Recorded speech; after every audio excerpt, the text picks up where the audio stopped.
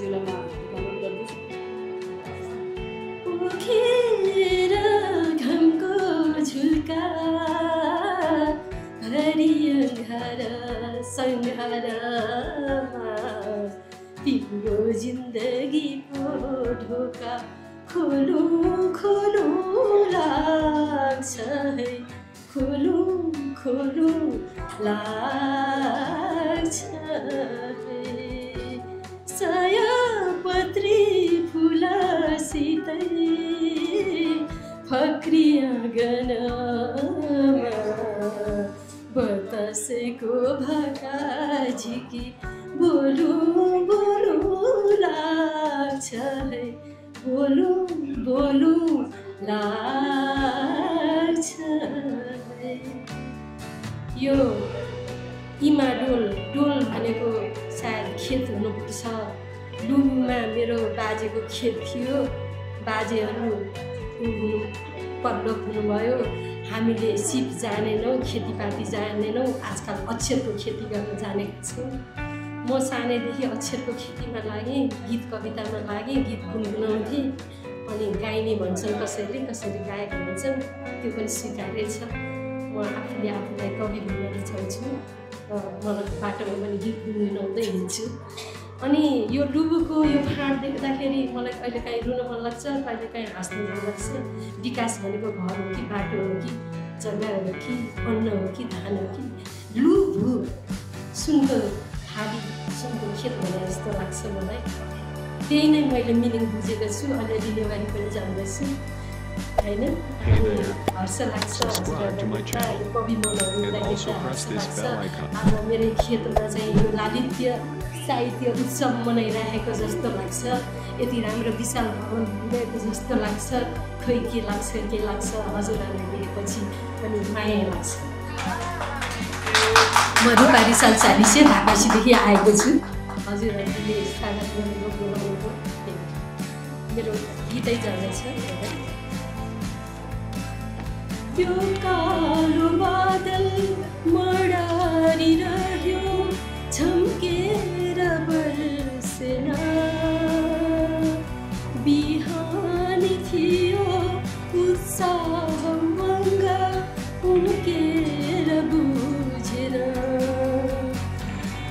काँडा बीच फक्रिन खोज्यो पानीले टेरेन गुलाबको सुन्दर फुलमा पानीले छेकेन मनको पीडा झुलिरह्यो बाह्रै मार्च मौसममा धरतीको दुःख आमाको मुख सन्तानले सम्झेन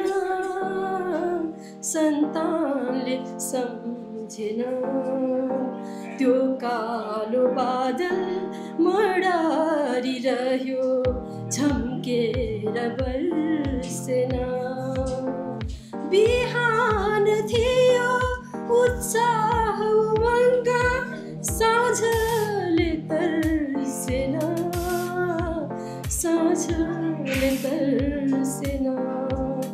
हाँसिरहेछ शीत खाइरहेको हाँसिरहेछ शीत खाइरहेको लालु पाते बारीमा कसरी टिपु हाँगाले भाँच्यो बाडरमा उल्झेर हातमा उल्झेर चक्रीय वायु उडिरहेछ आकाशमा चक्रीय वायु उडिरहेछ बराबरी यो हुरीमा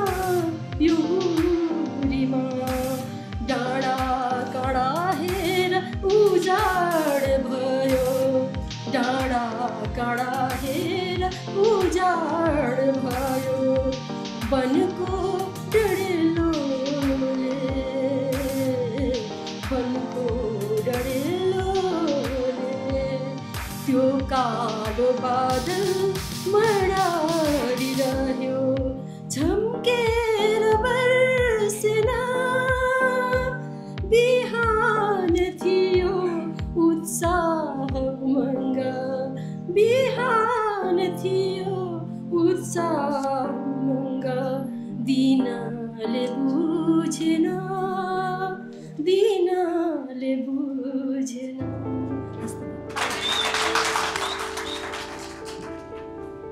धन्यवाद। रचना वाचनकै क्रममा अघिको दोष गरेको नाम उषा केसीज्यूलाई म हार्दिक अनुरोध गर्दछु। तिमी बदलेनौ कहिले, म तिमीलाई बोकेर हिँड्दा हिँड्दा थाकेको छु बाटोमै, म तिमीलाई बोकेर हिँड्दा हिँड्दा थाकेको छु बाटोमै। तुइएका छन् मेरा सपनाहरू, तुइएका छन् मेरा सपनाहरू, तिम्रै कारण आँखा भएर दृष्टिविहीन छु, तिम्रै कारण आँखा भएर दृष्टिविहीन छु, हात खुट्टा भएर पनि अपाङ्ग छु। बनाएर मलाई परनिर्भर तिमी, बनाएर मलाई परनिर्भर तिमी, आफू हुनुमा गर्व गरिरहेछौ, आफू हुनुमा गर्व गरिरहेछौ। हेर त यो सहर पनि त निर्दयी छ, हेर त यो सहर पनि त निर्दयी छ। तिमी जस्तै ऊ मलाई भोक्कै मार्न खोज्छ, त्यसैले लाग्दैन रहर मलाई, त्यसैले लाग्दैन रहर मलाई झुपडीमा बसेर हवेलीको चलचित्र हेर्न, हवेलीको चलचित्र हेर्न बरु रुन्छु म। सडकहरूको व्यथा सुनेर उनीहरू छाडेर देश बेचिरहेछन् गरिबी, छाडेर देश बेचिरहेछन् गरिबी, र थुनिएर बाकसमा फर्किरहेका छन्, र थुनिएर बाकसमा फर्किरहेका छन्। खै हामीले कस्तो समाज बनायौँ, खोइ हामीले कस्तो समाज बनायौँ, कस्तो मुलुक बनायौँ, कस्तो परिवार बनायौँ, कस्तो परम्परा बनायौँ, जहाँ जाऊ रोपिने झिरै झिर झिरै झिर, जहाँ जाऊ रोपिने झिरै झिर झिरै झिर। हस्त धन्यवाद। सुषमा आचार्य अंशुज्यूलाई म हार्दिक अनुरोध गर्दछु। मलाई एक अङ्गालो गुलाब होइन, मलाई एक अङ्गालो गुलाब होइन, एक थुङ्गा मुस्कान बोकेर आऊ। अनेकन बाचा कसम खानु पर्दैन, अनेकन बाचा कसम खानु पर्दैन, हृदयको कन्दरामा लौका अक्षरले लेख्न सकु अमर प्रेमको कथा, त्यति भरोसा दिलाऊ। नमस्कार, म सुषमा आचार्य अंशु, म भक्तपुर ठिमीमा बस्छु र आज मैले सम्पूर्णमा फेरि पनि साहित्यिक नमन, र आज मैले वाचन गर्ने कविताको शीर्षक रहेको छ के को हतार साथी। हतार त मलाई पनि भएकै हो। के को हतार साथी, दिन आउन बिहान काट्नै पर्छ, दिन आउन बिहान काट्नै पर्छ, रात पर्न साँझ पर्खनै पर्छ।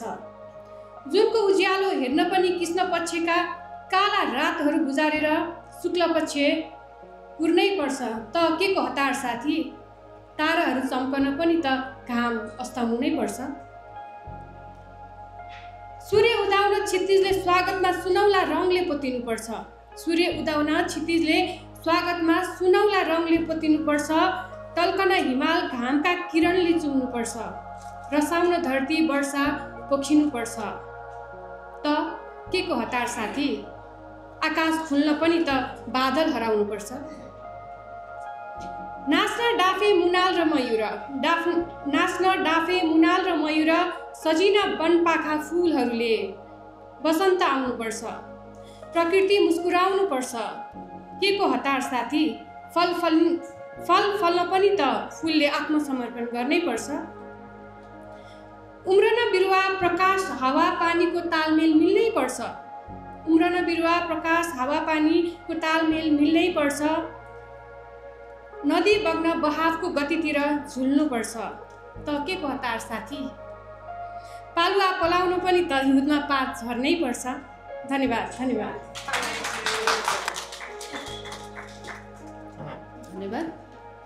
अब केही कविताहरू अझै बाँकी छन्, नआत्तिनु होला है। कवितालाई एकछिन रोकेर म मन्तव्यलाई जोड्न चाहन्छु। मन्तव्यको लागि म डाक्टर सावित्री म्यामलाई हार्दिक अनुरोध गर्दछु। सबैलाई समानुपातिक अभिवादन गरेँ मैले। आजको हाम्रो अध्यक्षज्यू र नेपाली साहित्यका आमाखम्बा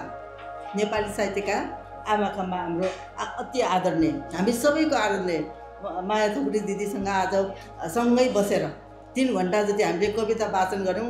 यो अवसरको लागि यस के भने कि ललित सृजना समाजलाई अन्तर्मनदेखि आभार प्रकट गरेँ। वास्तवमा आज एकदम आनन्द लागेको छ यस अर्थमा पनि कि नेपालमा साहित्य जगतमा के चाहिँ सुरु भएको छ त भन्दाखेरि समानुपातिक लैङ्गिक विभेदलाई कम गर्ने, न्यूनीकरण गर्ने क्रम चाहिँ सुरु भएकै हो। वास्तवमा आजको यो कार्यक्रमले पनि यसैलाई देखाउँछ।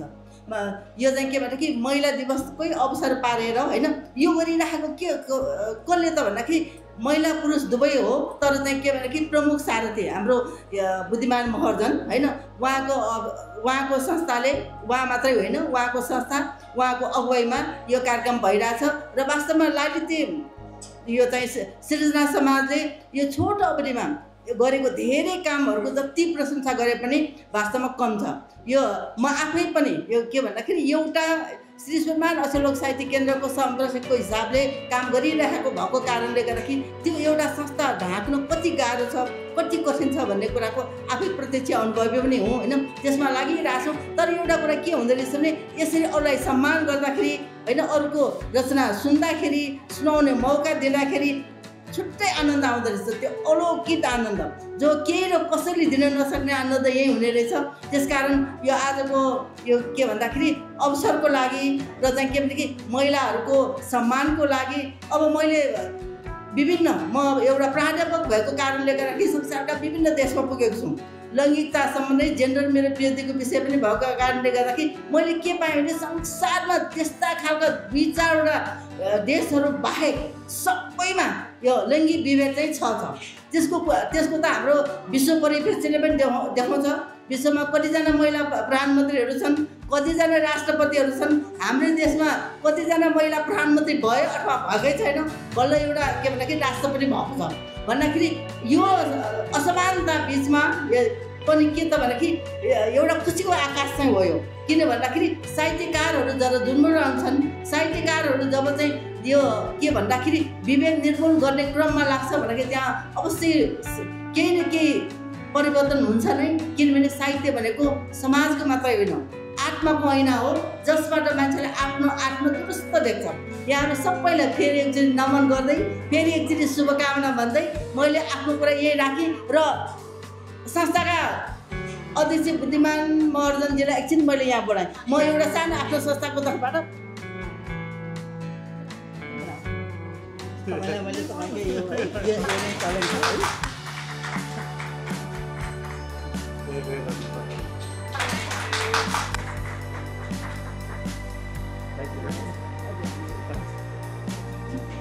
धन्यवाद म्याम। अब रचना वाचनलाई नै अगाडि जोडौँ।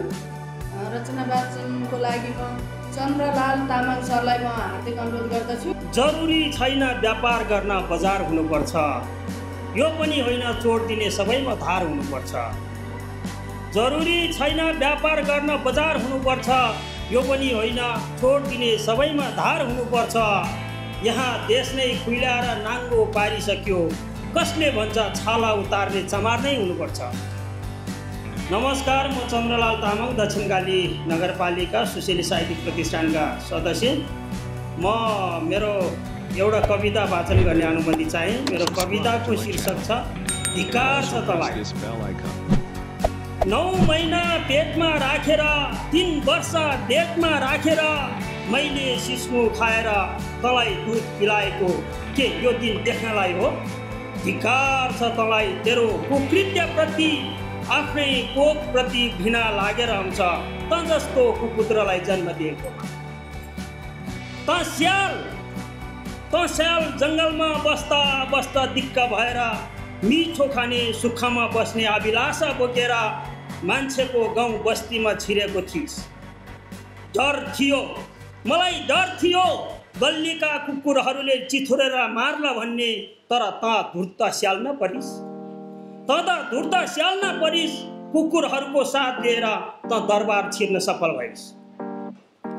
त स्यालले बाउको छातीमा पिसाब गरेर आमाको काखमा ताण्डव गरेर नेपाल आमालाई रुवाउँदैछस्। त मरेको दिन नि तेरो मलामी जानेहरूलाई पनि यो धरतीको बात लाग्नेछ, नेपाल आमालाई रुवाएकोमा पाप लाग्नेछ। त स्याल तेरो अस्तु धरीले हामीलाई दुःख दिनेछ, तेरो अस्तु धरीले हामीलाई दुःख दिनेछ। तेरो अस्तु गिद्धलाई दिँदा गिद्धले खाने छैन, आगोमा जलाउँदा आगोले जलाउने जल्ने छैन, पानीमा बगाउँदा खोला थुनिनेछ, भिरमा फाल्दा पहिरो जानेछ। तेरो अस्तुलाई हामीले विसर्जन गर्नै सक्दैनौँ, त्यसैले तँलाई यो माटोमा मर्ने अधिकार पनि छैन। धिक्कार छ तेरो अस्तित्वलाई। त स्याल त मान्छे हुन नसकेमा धिक्कार छ तँलाई। धन्यवाद। कविताकै लागि रचनाकै लागि म नानीमा अधिकारी म्यामलाई मञ्चमा बोलाउन चाहन्छु। नमस्कार। मेरो कविताको शीर्षक छ मन पर्दैन। मन पर्दैनले केही फरक गर्दैन। मन पर्दैनले केही गर्दैन। तिमीलाई मन पर्दैन, तिमीलाई म मन पर्दैन, तिमीलाई म मन पर्दैन, मलाई पनि तिमी मन पर्दैन। तिमीलाई म मन पर्दैन, मलाई पनि तिमी मन पर्दैन, उसलाई त्यो मन पर्दैन, त्यसलाई ऊ मन पर्दैन। तर साथी मन नपर्दैमा केही फरक पर्दैन। तर साथी मन नपर्दैमा केही फरक पर्दैन। धर्मको नाममा हिन्दूलाई मुस्लिम मन पर्दैन, मुस्लिमलाई क्रिस्चियन मन पर्दैन, क्रिस्चियनलाई हिन्दू मन पर्दैन। धर्मको नाममा हिन्दूलाई मुस्लिम मन पर्दैन, मुस्लिमलाई क्रिस्चियन मन पर्दैन, क्रिस्चियनलाई हिन्दू मन पर्दैन। तर साथी मन नपर्दैमा केही फरक पर्दैन। तर साथी मन नपर्दैमा केही फरक पर्दैन। कसैलाई आलु मन पर्दैन, कसैलाई आलु मन पर्दैन, कसैलाई पिँडालु मन पर्दैन, कसैलाई थेप्चे मन पर्दैन, कसैलाई चुच्चे मन पर्दैन, कसैलाई कौवा मन पर्दैन, कसैलाई बिचौलिया मन पर्दैन, कसैलाई हाँसेको मन पर्दैन, कसैलाई प्रेम गाँसेको मन पर्दैन, कसैलाई प्रेम गाँसेको मन पर्दैन।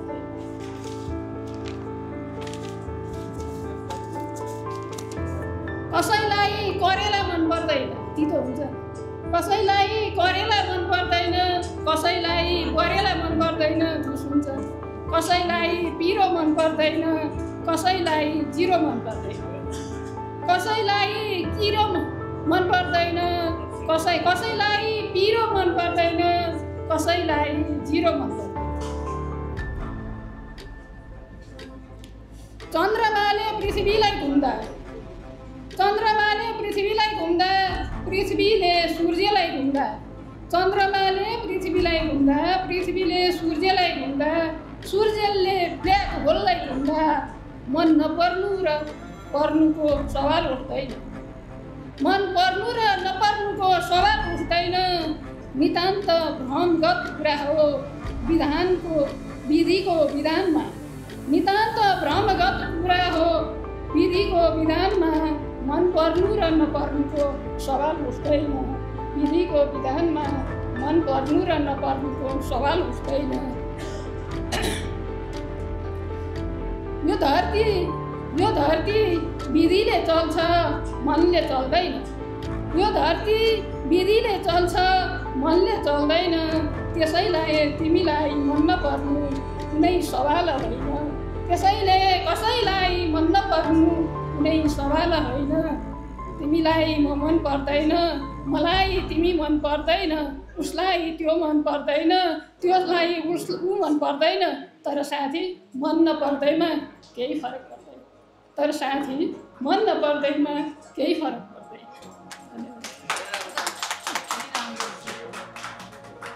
धन्यवाद म्याम। यसै गरी कविताकै क्रममा रचना वाचनको लागि यमुना प्रधानाङ्ग मुना म्यामलाई म हार्दिक अनुरोध गर्दछु। काट्यो जमानाले हामी जाको त्यही अझै पनि समाजमा खुल्न सकेका छैन ढोका चेतनाको। आदरणीय सबैमा नमस्कार। यो चाहिँ अब श्रीमान श्रीमती बिचको एकअर्काको मा चाहिँ समर्पित गीत हो है। मुटु भरि तिम्रो माया देखाऊ कसरी, सक्ने भए चिर्थे छाती अन्जन्य सरी, सक्ने भए चिर्थे छाती अन्जन्य सरी। सोना चाँदी होइन माया जोखिँदैन हजारमा, सोना चाँदी होइन माया जोखिँदैन हजारमा, अटल विश्वास भए पुग्छ नदेखाऊ बजारमा, लाखौँ लाखको भिडमाझ तिमी मेरो हिरा, धरती आकाश एक भए अरू सबै जिरा। मुटु भरि तिम्रो माया देखाऊ कसरी, सक्ने भए चिर्थे छाती अन्जन्य सरी। जीवनमा घाम छाया आउने जाने रित, छरौँ हामी संसारमा मग मग प्रीत। म तिम्रो हुँ तिमी मेरो होइन नभन, स्वर्ग जस्तै बनाउन हाम्रो जीवन। मुटु मुटु भरि तिम्रो माया देखाऊ कसरी, सक्ने भए चिर्थे छाती अन्जन्य सरी, सक्ने भए चिर्थे छाती अन्जन्य सरी। यो घाँटीमा मेरो इन्फेक्सन भएको थियो, रियाज छैन त्यही भएर।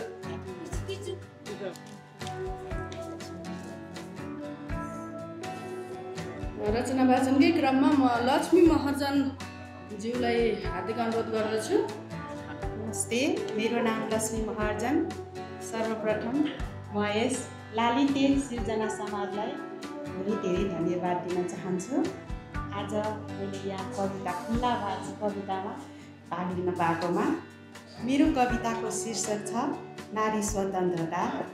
नारी जिन्दगी नीलो आकाश जस्तै छ, नारी जिन्दगी नीलो आकाश जस्तै छ, पीडामा न घाउ देखिन्छ न चोट, बादलहरू हरदम लुकामारी खेल्छन्, मेरो सुन्दरताहरूमा जिस्कँदै खुल्न सक्दैन उम्राको ज्योति छरी, अनि अत्याउँछ दिन पनि रात बनेर।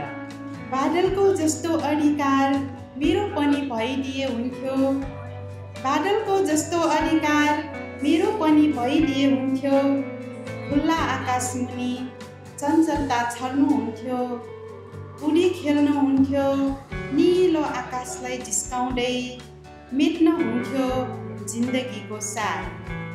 तर असम्भव, म कुहिरोमा बन्दी छु र मेरो अधिकारबाट। सिसा भए ऐना हुन्थ्यो, मेरो खुसी दुगुना हुन्थ्यो, माटाको खपेता बनी प्याचाको मनोरञ्जनात्मक मेरो जिन्दगी एउटा खेलको माध्यम बनेको छ। सिसा भए ऐना हुन्थ्यो, मेरो खुसी दुगुना हुन्थ्यो माटाको खपिता बनी प्याजाको मनोरञ्जनात्मक मेरो जिन्दगी एउटा खेलको माध्यम बनेको छ। टुटिरहन्छन् मेरा भावना प्याजाको मनोरञ्जन खेलहरूमा अन्तिम निर्णय हुनुपर्ने खेलको मैदानमा उक्लिने योद्धाहरूको। खोला भए पानी बग्छ, पानी रहे प्यास मेटिन्छ, पानीको तालमा गुम्सिँदै निरही नाक्तामा कसिँदै वन्न पिजडाको पन्छी आत्मसमर्पणमा परे झैँ नारी स्वतन्त्रता कहिले हो। खोला भए पानी बग्छ, पानी रहे प्यास मेटिन्छ, पानीको तालमा गुम्सिँदै निरही नातामा कसिँदै वन्न पिजडाको पन्छी आत्मसमर्पणमा परे झैँ नारी स्वतन्त्रता कहिले हो। नारी धरती हो भन्ने कथन कुन रूपमा हो। नारी धरती हो भन्ने कथन कुन रूपमा हो। नारी सृष्टिको महान हो भन्ने उसको ओहदा कुन स्थानमा हुनुपर्ने हो।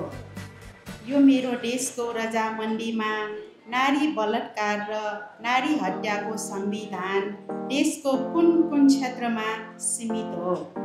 नारीले स्वतन्त्रता कहाँ र कहिले पाउने हो। देशको संरक्षकबाट पुरुषार्थको सोचबाट। यो मेरो देशको रजामण्डीमा नारी बलात्कार र नारी हत्याको संविधान देशको कुन कुन क्षेत्रमा सीमित हो। नारीको स्वतन्त्रता कहाँ र कहिले पाउने हो। देशको संरक्षकबाट पुरुषार्थको सोचबाट। नारी स्वतन्त्रता। धन्यवाद।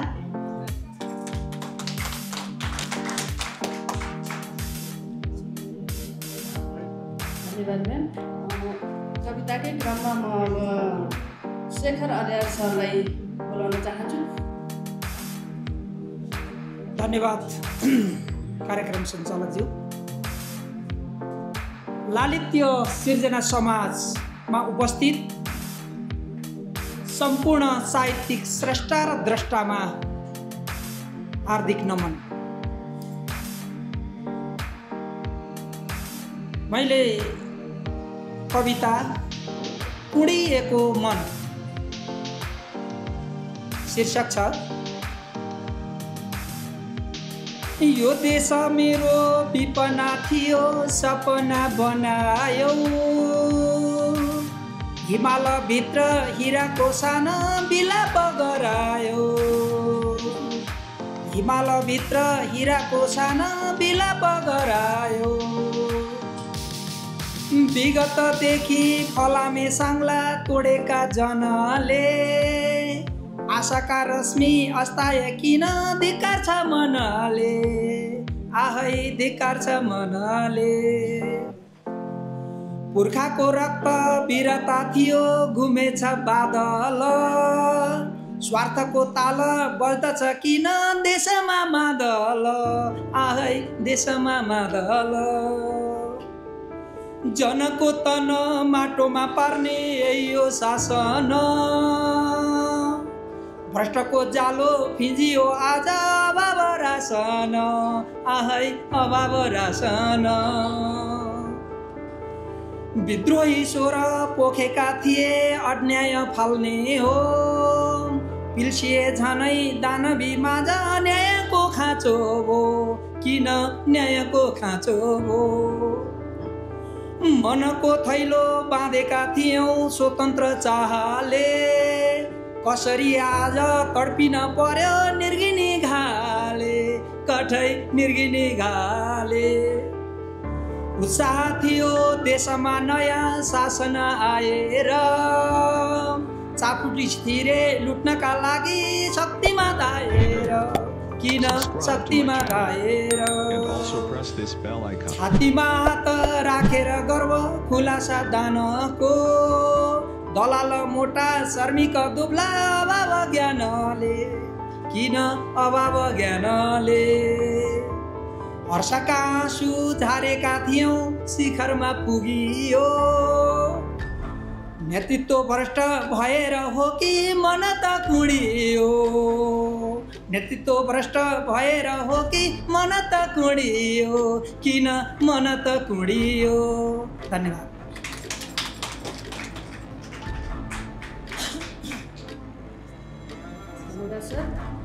रचना वाचनकै क्रममा म सुस्मिता श्रेष्ठज्यूलाई बोलाउन चाहन्छु। तथा न्याय अभिवादन। म सुस्मिता श्रेष्ठ। यो ललिता साहित्य समाजमा आज निमन्त्रणा गर्नु भएकोमा बुद्धिमान महर्जन दाइप्रति धेरै नै आभारी छु। यहाँ अब म एउटा कविता वाचन गर्न गइरहेको छु। कविताको शीर्षक रहेको छ आमा। कविता यसरी सुरु हुन्छ। शान्तिको दुध पिलाएर हिराको ताज पहिरिने मेरी आमालाई सुनका बाला र चाँदीका टुक्रामा सजिँदा खुब सुहाउँछ। हरियो रत्न पहिरी रातो साडीमा चारकोसे झाडीमा गुन्द्री र रानीका माथि सेलो र देउरामा नाच्दा तिमीलाई खुब सुहाउँछ आमा। जब बर्साउँछौ खुसीका आँसु तब खुसीले पलाउँछ पालुवा पनि। आशाका कलिला कोपिलाहरू पक्रन खोज्छन् सपना बनी। कहिले नअस्ताउने चन्द्र र सूर्यलाई साक्षी राखी जन्माउँछौ एक युगको छोरा, गर्व गर्छौ र राख्छौ गोर्खाली नाम। साहसी सन्तान जन्माएर तिमी अमर भएकी छौ ब्रह्माण्डभरि नै। विश्वभरिकी एक सुन्दर युवती हौ आमा तिमी, जसलाई छिमेकीहरूले खुब आँखा लगाएका छन्। तिमीलाई पाउन तछाड मछाड गर्छन् हरेक साँझ बिहान, राख्छन् तिमीलाई आफ्नो बनाउने प्रस्ताव। फुकेर क्रान्तिको बिगुल तिमी मुस्कुराउँछौ मुसुक्क जब, मुर्छाएका कोपिला पनि पक्रेर नाच्न खोज्छन्। तिम्रो अमृत पान गर्न आउँछन् वर्षौनी लाखौँ छिमेकी र भन्छन् आहा कति मिठो। तिम्रो वर्णन गर्न उनीहरूको शब्दले भ्याउँदैन। कति सुशील अनि संस्कारी छौ है तिमी। तिम्रो हातको थाङ्का हेरेर कल्पना गर्छन् आफ्नो घरको भित्ता र तिम्रो सिपको वर्णन गर्छन्। तिन पानीमा रमाउँछन् धिमेमा मस्त हुन्छन्। तिम्रो कोकिल स्वर सुनेर मग्न मस्त हुन्छन्। उस्तै जटा उस्तै छटा तिम्रो सांस्कृतिक धन पवित्र मन तिम्रो। असंख्य गुण अपार स्मृति सौन्दर्य उस्तै उस्तै छन् कृति। तिमी धर्मको कुरा गर्छौ तिमी कर्मको कुरा गर्छौ। आटो पिठोमा रमाएर दुःख वर्गको कुरा गर्छौ। तिम्रै निम्ति रौँ आमा तिम्रै निम्ति हाँसु, तिम्रै कोखमा जन्मिएर युगौँ युग बाँचु। धन्यवाद।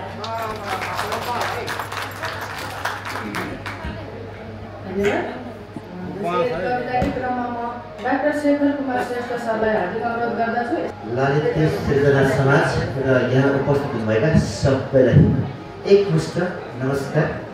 ज्यादै खुसी लागेको छ। म कवितामा नै गएँ। मैले वाचन गर्ने कविताको शीर्षक छ जीवन। बामी सर्दै हिँड्दै दौडदै खेलिँदै पढ्दै र लखेटिँदै उट्टा कुराको बिचमा पुग्यो। पिपलको छहारीमा हिमालको चिसो लिन उत्तरतिर फर्केर लामो श्वास तान्यो। चौतारीमा बस्यो आनन्द मान्यो। उसले सम्झ्यो विगतमा छाडेर आएको बाटो, रहरमा सकिएको बाल पीडा। बुबाको स्नेहले हुर्किएको, आमाको मायाले चोखिएको, दाजुको हात समाई सङ्घर्षमा होमिएको, बहिनीको मायाले सजिएको, आफन्तीको शुभकामना, साथीको प्रोत्साहनले आफ्नो जीवन बनेको सम्झ्यो। उसले सम्झ्यो टाढा बसेर समथर भूमिबाट भिर सम्हाल्दै ठडिएको, भित्रको रातले तातेको, हिउँले स्याठिएको दुर्गम विकट हिमालको कथा। उसले आँखा ओर तानी आकाशतिर बढेको, शीतल दिएको, फल दिएको, शान्ति लिएको नजिकैको पिप्पल हेऱ्यो। ऊ एक बाजु मक्ख पर्यो। मुसलधारी वर्षा झेलेको, असिनाले ड्याममा हिर्काएको, उखर माउलो ताप सहेको, आँधी बेरीले घुमक्रित गरेको, जनावरले सिङ्गौरी खेलेको, आत्तिएको, पीडा पाएको, सङ्घर्षका लागि माटाभित्र जरा हालेर आकाशतिर बढेको ऊ रुखको कथामा पुग्यो। उसले निष्कर्ष खोज्यो सिङ्गौरी खेल्नेहरूले आज शीतल थापिरहेका छन्, श्वास फेरिरहेका छन्। उसले पायो हिमाल र रुख दुवै उपकारी छन्। उसले टाकुराकै बीचबाट योजना बुन्यो, भविष्यको हिमाल झैँ पीडा भुलेर अटल बन्ने, रुखले झैँ शीतल दिने, फोक्सो फुलाउन सास दिने, फुल फल र आश्रय दिने, उपकारलाई निहुरिने, आफू अडिने धरती हरा भरा बनाएर आकाशतिर अग्लै रहने। हस्, धन्यवाद। धन्यवाद सर। म रचना वाचनको लागि सृजना सर्वनियमलाई हार्दिक अनुरोध गर्दछु। कार्यक्रम सञ्चालक ज्यू, साहित्यको सेवामा समाजको उन्नति, ललित सृजना समाज महालक्ष्मी नगरपालिका 4 माडोली, ललितपुर कविता उत्सव खुल्ला रचना वाचन कार्यक्रमका सभाध्यक्षज्यू, व्यासासीन अत्यन्त विदुषी सज्जनवृन्दहरू, अगाडि बस्नुभएका तमाम सभासद, कार्यक्रमलाई अझै गरिमामय बनाउनका लागि उपस्थित हुनुभएका अत्यन्त विद्वत साहित्यकारज्यूहरू, आदरणीय नारी स्रष्टा ज्यूहरू, सम्पूर्णमा म सृजना सरोवर, मेरो घर उदयपुर, यहाँहरू सम्पूर्णलाई हार्दिक नमन तथा न्यानो अभिवादन व्यक्त गर्दछु। आज यो कार्यक्रमको यो अहिलेको स्थिति देख्दा अत्यन्तै कृतज्ञ भएको छु म यस ललित सृजना समाजका अध्यक्ष तथा टिमप्रति। मैले यहाँ वरिष्ठ साहित्यकार मणिराज सिंहज्यूलाई देखिरहेको छु, उसलाई म यहीँबाट सम्बोधन सम्मान गर्न चाहन्छु। त्यसै गरी राजस्मान केसीज्यूलाई पनि देखिरहेको छु, यहीँबाट सम्मान गर्न चाहन्छु। यहाँ विभिन्न व्यक्तित्वहरू हुनुहुन्छ, सम्पूर्णलाई म सम्मान गर्दै म आफ्नो रचनातर्फ लाग्छु। आजको यो कार्यक्रम विशेषतः नारी मैत्री, महिला मैत्री गर्नुभएकोमा पुनः पनि बुद्धिमान महर्जनज्यूलाई हार्दिक कृतज्ञता र आभार व्यक्त गर्दछु। म एउटा गजल वाचन गर्छु। मेरो गजल वाचन गर्ने बेलामा सबैजना बाहिर निस्किन आफ्नो भएको हो कि जस्तो पनि लागिरहेको छ। म अन्तिममा पनि आएको छु। बसिदिनु हुनको लागि पनि म हार्दिक विनम्रताका साथ अनुरोध गर्छु। मैले मुतदारी बहर गजल लेखेर ल्याएको छु। यो गजल म यसरी वाचन गर्छु। मित्र हो धेर भयो खलबला, मित्र हो धेर भयो खलबला, देशमा घाम लागोस् छिटै झलमला, मित्र हो धेर भयो खलबला, देशमा घाम लागोस् छिटै झलमला, हेर यो देशको दुर्दशा आज यो,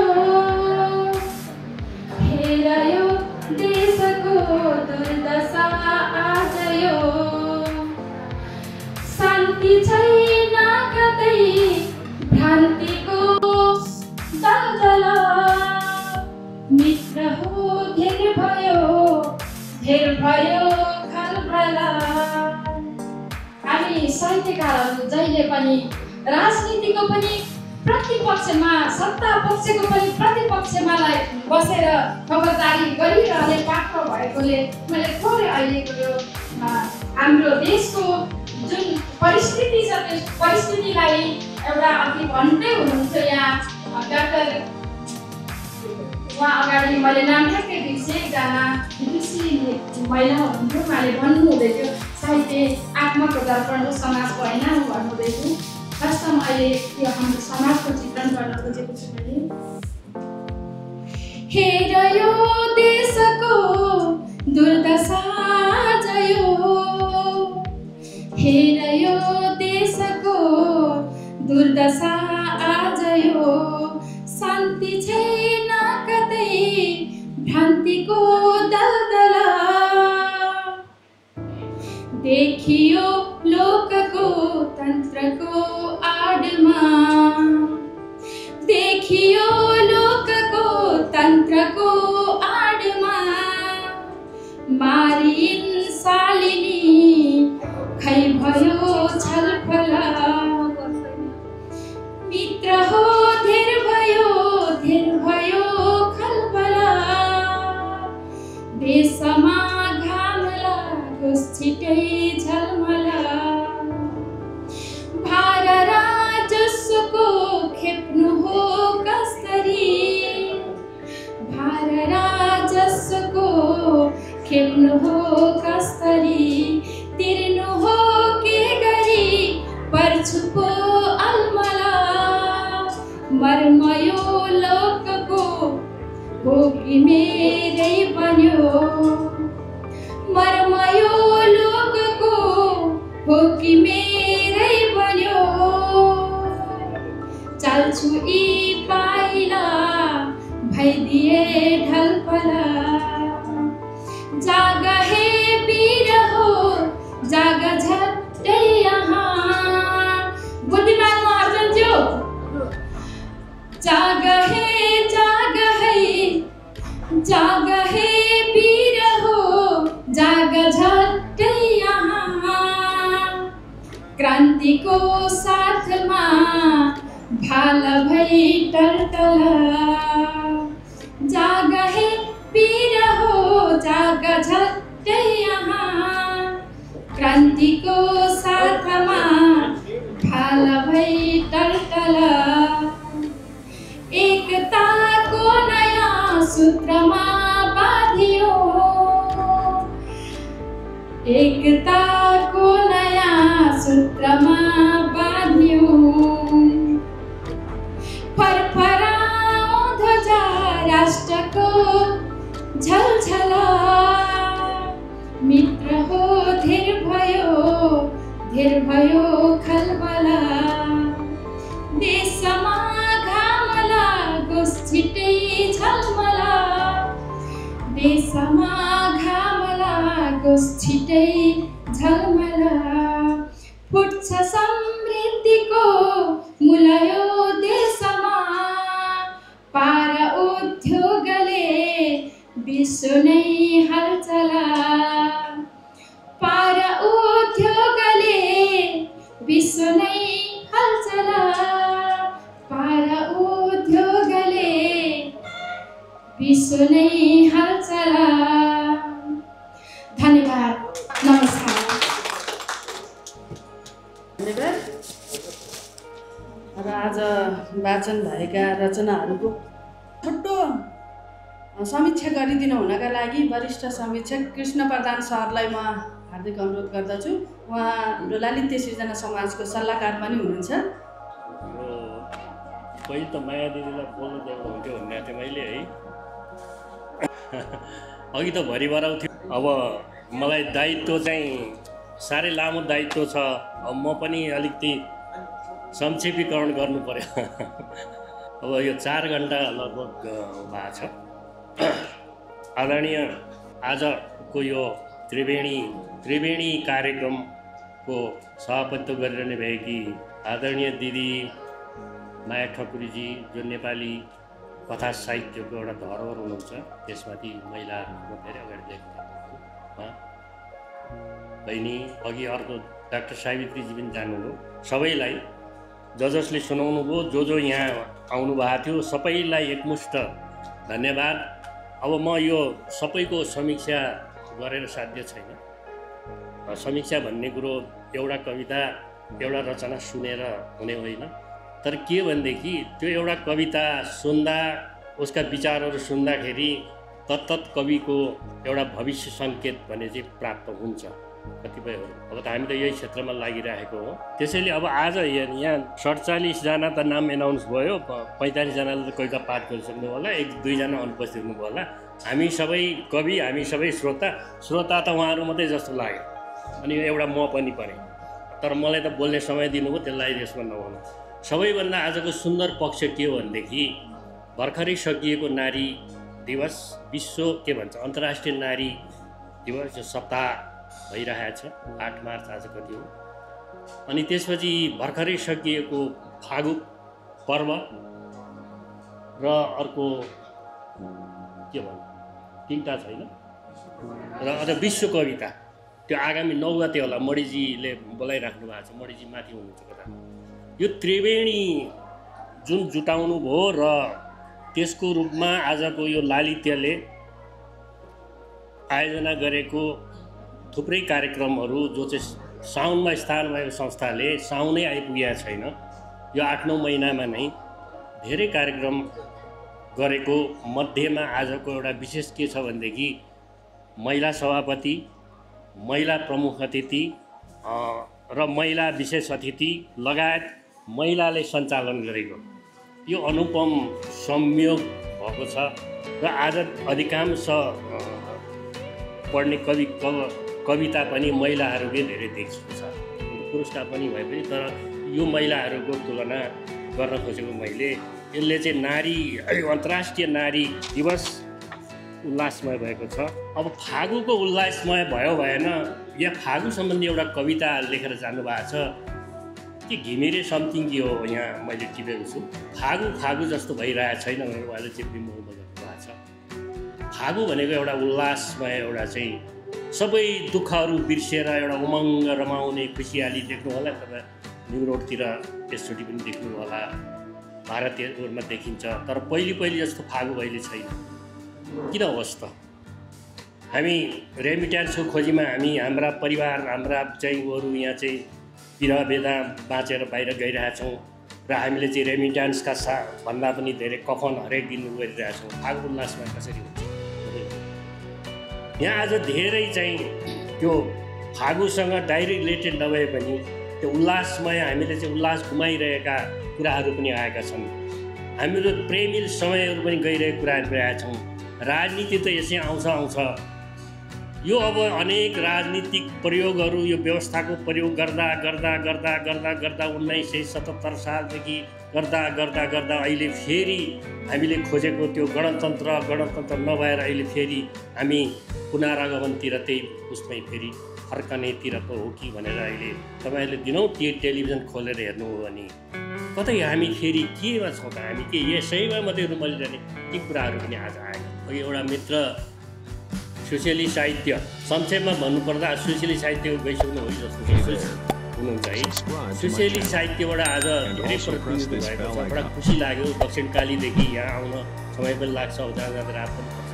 तर सोसियलिस्ट साहित्यबाट आज प्रतिनिधि गरेर जसले कविताहरू पढ्नुभयो नि, मैले बडा धैर्यपूर्वक सुने। किनभने म उहाँहरूको पहिलोपटक पाठक हुँ। पहिलोपटक पाठक भएको हुनाले मैले अलिकति मन लाएरै सुने र धेरै राम्रो कविहरू यहाँ आउनुभयो होइन। यहाँ मैले चाहिँ 1-2जना म नामै लिन्छु, यहाँ नाम नलियो फेरि अल्ला हुन्छ होला। जोस् धेरै राम्रो एकनाथ तामाङजीले के अरे त्यो अलिकति प्रतीकात्मक रूपमा गर्नुभएको छ। जङ्गलको स्याल दरबार पसेर उसलाई चाहिँ अब तपाईँको मलामी जाँदाखेरि पनि हामी मलामी हुन सक्दैनौँ कि त्यो माटोमा त्यसलाई उगार्दाखेरि हामी धेरै कुराहरू छ। मैले भन्न खोजेको कुरो के हो भनेदेखि हामी साहित्यकारहरू हामी स्वतन्त्रताका पुजारी, हामी अभिव्यक्ति स्वतन्त्रताको पक्षमा छौँ। हामीलाई प्रेस स्वतन्त्रता चाहिन्छ, चाहे गीतबाट होस्, चाहे गायनबाट होस्, चाहे हँसी मजाकबाट होस्, चाहे हास्य व्यङ्गबाट होस्, चाहे निबन्धबाट होस्, चाहे जेबाट होस्, हामी स्वतन्त्रताका पक्षधर हौँ। त्यसैले हामी यो सबै चिज नराम्रो, यो गणतन्त्रले खराबै चिज मात्रै, लोकतन्त्रले खराबै चिज मात्रै ल्यायो भनेर हामीले यो सबै गर्दा हामीले चिन्ता लिनुपर्ने अवस्था छैन। नानी मैयाजीले भन्दै हुनुहुन्थ्यो नि त्यो के भए पनि भए नि तर केही फरक पर्दैन भन्नुभएको थियो नि। त्यसले गर्दाखेरि लोकतन्त्रलाई कसरी बचाउने, हाम्रो अभिव्यक्ति स्वतन्त्रताको लाई चाहिँ कसरी चाहिँ उजागर गर्दै लाने, त्यो चाहिँ ठुलो कुराहरू हो। त्यसले गर्दा अब हो न हो कवि लेखकहरूले सबै यस्तै विकृतिहरू लेखेर चाहिँ अब यो उनै सबै यो व्यवस्थै खतम, यो उनै खतम भन्ने होइन। यसको कमजोरी पक्षहरूलाई चाहिँ सुधार्दै जानुपर्छ भन्ने छ, धेरै कमजोरी पक्षहरू छ।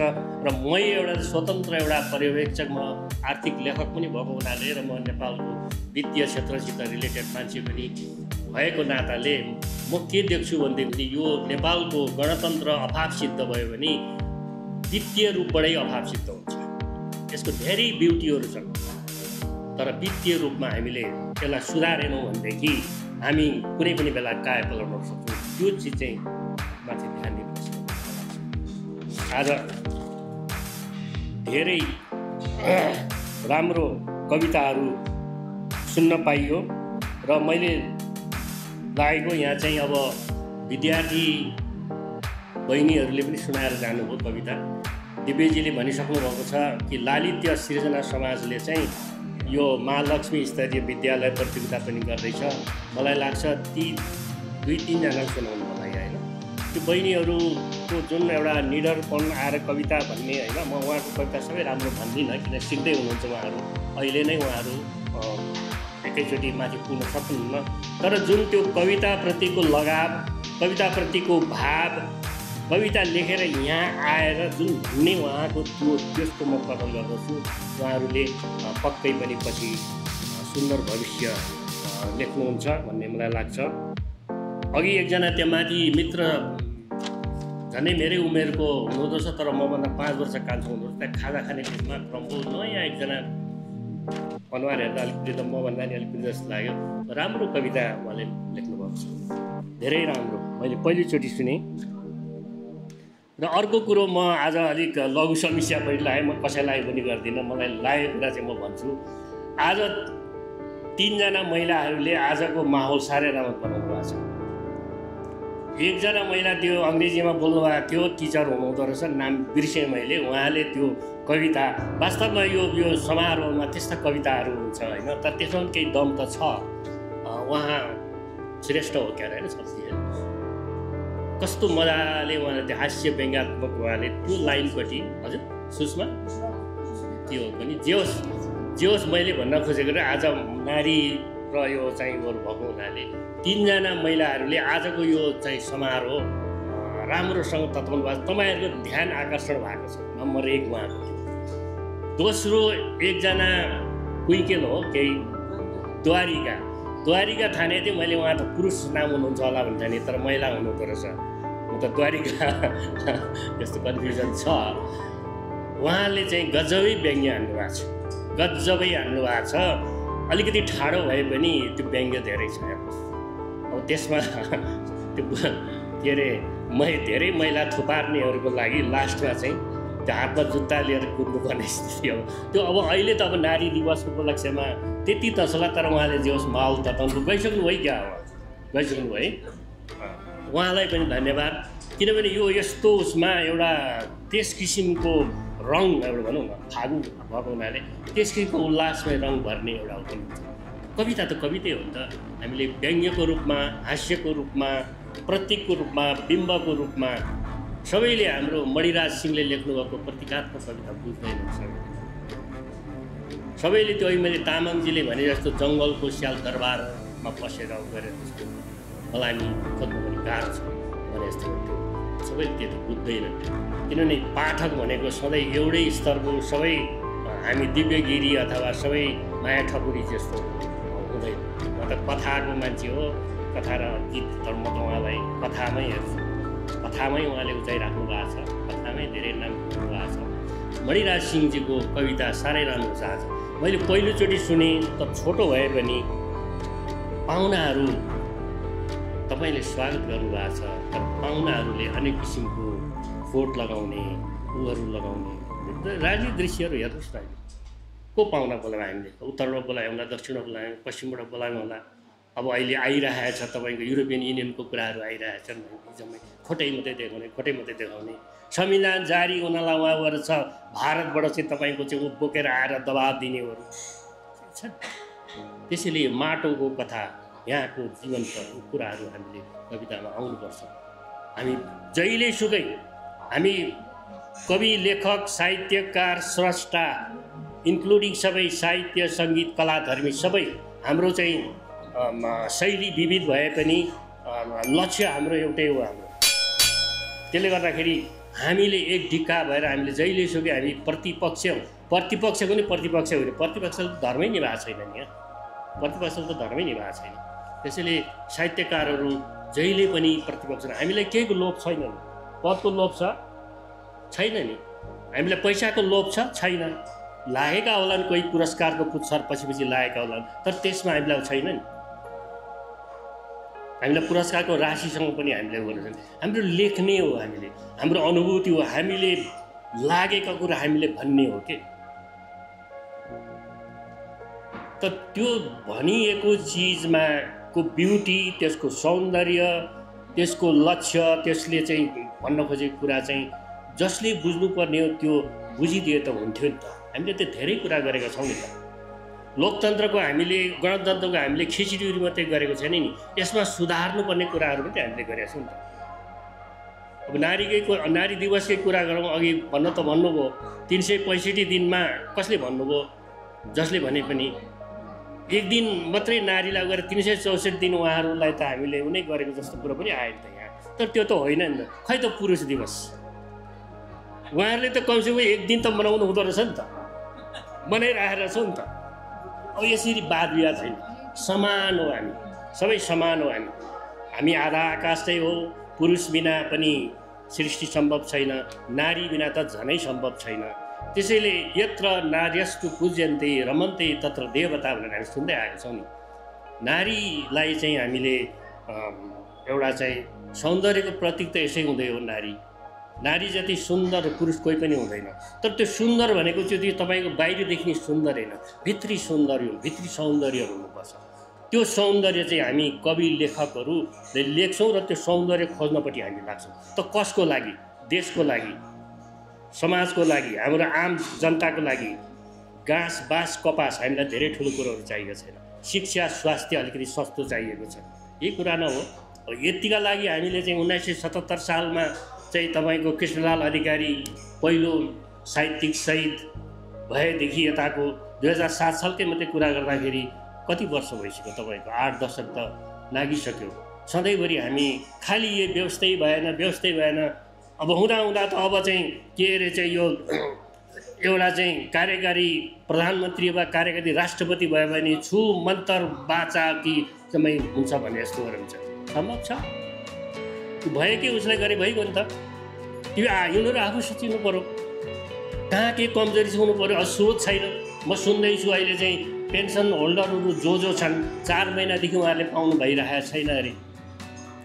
सामाजिक सोसियल सेक्युरिटी भत्ताहरू त नपाउने कुरो 6 महिना पाइरहेको छ। वित्तीय रूपले नै मैले अघि भने वित्तीय रूपलाई चाहिँ नै, तर यो देशको उहरू हेर्नुहोस् त, हाम्रो स्रोतहरू यति धेरै स्रोतहरू छ, तर त्यसको सदुपयोग हामीले भइरहेको छैन। खाडीको कुराहरू आयो, यहाँ आमाको कुरा आयो, नारीको कुरा आयो। अझ 2टा आमाको बारेमा लेखिएको कविता त साह्रै सुन्दर छ। आमाको महिमा अथवा आमाको गान अथवा आमाको कविता लेखेर कहिले पनि सकिँदैन। बाबुको बारेमा थोरै लेखिया छन्, तर आज 2टा आमाको बारेमा जसले लेख्नु भएको छ धेरै राम्रो हुन्छ। आफू सबै सकिएर पनि, आफू बिलिएर पनि उसले त सन्तान के नारी भनेको त्यस्तो हो कि। पुरुष के गर्छ? अघि त्यो द्वारिकाजीले भने जस्तै थुम्कामा चाहिँ त्यो तपाईँको भान्से जोड्ने त हो नि। अब पहिलेको कुरा छोडिदिउँ होइन, अब अहिले त त्यो त्यति सानोपट्टि नहोला, अहिले त व्यङ्ग्य एउटा सटाएर हानेको एउटा पुरुषको पौरुषे त्यो मनोवृत्तिलाई चाहिँ एउटा चाहिँ साइकोलोजीलाई उहाँले सटाएर हाने हो। तर अहिले त त्यो छैन त। अहिले त बहुविवाहकै पनि लाग्छ, अनेक कानुनहरू छ, दुनियाँहरू छ। त्यो नारी दिवस जति कुरा नगरौँ, नारी होस्, नारीको दिवस होस्, पुरुषको त हुँदैन मैले अघि भनिहालेँ। तर के भने नारी भनेको एउटा सुन्दर रचना हो, सृष्टिको सुन्दर रचना हो। र त्यो सुन्दर रचनाको फेरि भएर आज हामीले चाहिँ जुन यो काव्य गोष्ठी यो गऱ्यौँ, काव्य उत्सव गऱ्यौँ, गजल पनि आए, गीत पनि आए, यो सबको लागि आजको हाम्रो मुख्य नेता हाम्रो बुद्धिमानजीलाई उहाँले एकदम बुद्धि पुर्याएको जस्तो मलाई लाग्छ। र दक्षिणकालीदेखि आउनुभयो, फर्पिङदेखि आउनुभयो, अघि बनेपालीजीलाई देख्दै उहाँले सुनाउनु होइन क्या कविता है, बनेपादेखि आउनुभएको छ, धेरै टाढादेखि आउनुभएको छ। मैले आजको यो उपस्थिति पनि धेरै राम्रो छ। मनोमैजुदेखि आउनुभएको छ। दक्षिणकाली भन्दा मनोमैजु त्यति टाढा होइन, दक्षिणकाली टाढा हो। मैले 31औं नम्बरमा मैले सही गरेको छु। आज सायद 60जना नआएको होला, किन 40-50जना कविहरू नै हुनुहुन्छ। यो सब योले गर्दाखेरि यो सफल भयो भन्ने मलाई लाग्छ। नारी दिवस सरकारले मनाएर सफल गर्यो गरेन त छैन, तर हामी यो साहित्यकारहरू आज हाम्रो के अरे माया ठकुरी दिदीको उपस्थितिमा यो ब्याङ्क्वेट होइन यो चाहिँ उपस्थितिमा यो कार्यक्रम धेरै सफल कार्यक्रम भएको छ भन्ने मलाई लाग्छ। म एउटा के भन्छु भनेदेखि लालित्य सृजना समाजकै माध्यमबाट म पनि भर्खरै परिचित भएको हो। मैले यहाँ केही उदीयमान र धेरै सम्भावना बोकेका कवि कवयित्रीहरू मैले देखेको छु। धेरै राम्रो, उमेरले धेरै माथि भएर हुँदैन कि लेखनमा भर्खर लागेको भए पनि म बुढो बेकार भए मैले गर्छु भन्ने मैले अघि उहाँलाई माथि तामाङलाई धन्यवाद के अरे एकजना श्रेष्ठलाई धन्यवाद दिएँ। 65-67 वर्षको मान्छेले कविता लेखेको नि यहाँ चाहिँ हाम्रो यो के अरे के आचार्य हाम्रो एकजना हुनुहुन्छ नि शेखरजी होइन, शेखरजी धेरै राम्रो कविता लेख्ने मान्छे, धेरै बिम्ब उहाँले गर्न सक्नुहुन्छ, धेरै राम्रो कविता लेख्नुहुन्छ। नानी मैयाजीको उहाँ त पत्रिका पनि चलाउनु हुँदो रहेछ, त्यो थाहा थिएन मलाई, पछि उहाँले त्यो थाहा भयो होइन। उहाँको अलिक अर्कै ढङ्गको कविता छ, उहाँमा प्रगतिशीलता छ, त्यो म खुलेरै भन्छु होइन। उहाँ अलिक प्रगतिवादी सोचको भए पनि अरूभन्दा उहाँको फरक छ। मैले एकचोटि भने पनि जस्तो लाग्छ। उहाँले भित्तो भनेर लेख्नु भएको छ, धेरै राम्रो लागेको छ मलाई भित्तो। त्यसै गरी अब लक्ष्मी महर्जनजी अघि अस्ति पुरस्कृत हुने उहाँ नै हो कि अर्को हो? उहाँ पनि पुरस्कृतै हुनुभएछ। उहाँ पनि अलिकति यहाँ यो क्षेत्रको मैले भनेको, मैले अरूको होइन। अर्को कुरो अघि 3जना महिला कुरा गर्दै थिएँ। एकजना एउटा मिठो गीत गाएर जानुभयो नि रिसालजीले, साह्रै मिठो स्वरको धनी हुनुहुँदो रहेछ उहाँ, स्वरको धनी हुनुहुँदो रहेछ उहाँ। सायद मैले नसुनेको पनि हुनसक्छ, तर गायनमा उहाँको राम्रो रहेछ। लुबुको बारेमा उहाँले भन्नुभयो। अनि अर्को एकजना प्रधानङ्ग, उहाँ आज घाँटीको अलिकति उसले गर्दा भएन, उहाँ पनि राम्रो स्वर भएको, स्वरकै धनी यहीँको हुनुहुन्छ। मैले भन्न खोज्छु के भने इमाडोल क्षेत्रमा चाहिँ साहित्यिक गतिविधि अहिले जुन उहाँहरूले गरिराख्नु भएको छ, दिव्यजी भएकै कारणले म पनि यसमा मिराजी उहाँहरू सबै साहित्यप्रति एउटा चाहिँ चेतना भएको के लगाव भएको, आफै पनि अलिकति लेख्ने, आफै लेख्नुपर्छ भन्ने छैन, लेखाउन सक्ने जन्माउन सक्ने पनि हुनुपर्छ। त्यो चिजहरू अहिले यहाँ भइरहेको छ। त्यसको लागि तपाईँहरूलाई धन्यवाद। अब मलाई यसरी पटक पटक मौका दिइराख्नुहुन्छ। अब कोही अरूलाई बोलाएर दिनु होला, सधैँ मलाई मात्रै नदिँदाखेरि गरौँ होला मैले मात्रै गरेर। यहाँ डाक्टर शेखरजीलाई देख्दैछु म, धेरै राम्रो लघुकथा लेख्ने मान्छे। उहाँको त्यो छाता अहिले पनि सम्झना आइरहेको छ, छाता के 5वटा कि 6वटामा लघुकथा निकाल्नु भएको छ। र दक्षिणकाली सुशेली साहित्य प्रतिष्ठानले निकै राम्रो काम गरेको छ। मैले त्यो बारेमा अलिकति लेख्नु पनि थिएँ। त्यस्तै हाम्रो लालित्य साहित्य सृजना समाजलाई म अब अर्को एउटा सुझाव दिन्छु। अब हामी गुणात्मक कार्यक्रमहरू गर्दै जाउँ, गुणात्मक नभएको भन्न खोजेको होइन मैले। छिटो भन्दा पनि अलिकति केही स्पेसिफिक टपिकमा अरू गरेर गरौँ र सकिन्छ भनेदेखि एउटा पत्रिका निकालौँ हामी। पत्रिकाको चाहिँ यो क्षेत्रमा खाँचै छ। पहिले अब ललितपुरमा गरिमा भन्ने निक्लिन्थ्यो साझाबाट, त्यो आज निक्लिँदैन। अब गरिमा नसही हामीले लालित्यको तर्फबाट, किन हामी यतिका छौँ, रचनाहरू हाम्रो जुटि नै हाल्छ। यो पत्रिका भइदियो भनेदेखि त्रैमासिकबाट सुरु गरौँ, वर्षमा 4वटा 3टा कति निकालौँ। यसबाट हाम्रा चाहिँ अरू साहित्यकारहरूलाई एउटा मञ्च प्रदान हुनसक्छ, लालित्यले एउटा गर्न सक्छ। बरु त्यसको चाहिँ कोष जो कसरी गर्ने हो त्यतापट्टि लाग्यो। एउटा पत्रिकाको खाँचो छ। मैले किन भनिरहेको छु भनेदेखि साहित्यिक पत्रकारिताको बारेमा मैले चाहिँ अलिअलि अध्ययन अनुसन्धान आफूलाई लागेको कुरा मैले लेखिरहेको छु। नानी मैयाजीलाई मलाई भन्दा बढी थाहा छ पत्रिका निकाल्न कति गाह्रो हुन्छ। हामी यदि जुट्यौँ भनेदेखि लेख रचना गवाब हुँदैन, रह्यो खालि वित्तीय रूपको हो, त्यसलाई पनि कुनै चाँजोमा चाहिँ मिलाएर गर्न सक्छौँ। एउटा पत्रिकापट्टि चाहिँ हामी अगाडि लाग्छौँ। र अन्तमा म यो सबै 42-45 जनाको चाहिँ 2 मिनट गर्दा पनि 90 मिनट हुन्छ, 1.5 घन्टा हुन्छ। म त्यता पनि गएर मैले एउटा चाहिँ जिस्ट मात्रै मैले भने हो। उहाँ हाम्रो चाहिँ गजल त्यो के अरे एकदम खरो रूपमा बोल्नुहुने अब दक्षिण कालीको उहाँ हो। र अहिले पछि त बहिनी के अरे सरोवरजीको गजल गजलको राम्रो सङ्ग्रह पनि निकाल्नु भएको छ, सायद थाहा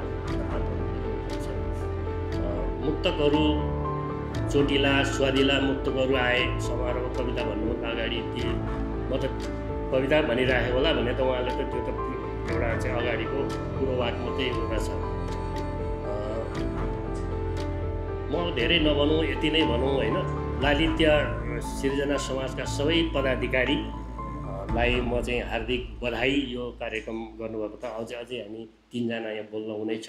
र यो जुन यो मैले एकचोटि भनेको थिएँ, साहित्य भनेको एउटा चाहिँ भोजनालय हो, राजनीति भनेको एउटा शौचालय हो। मैले भनेको होइन, कवि केदारमन व्यतीतले भनेको कुरा मायाजीले पनि कहिले सुन्नुभयो होला।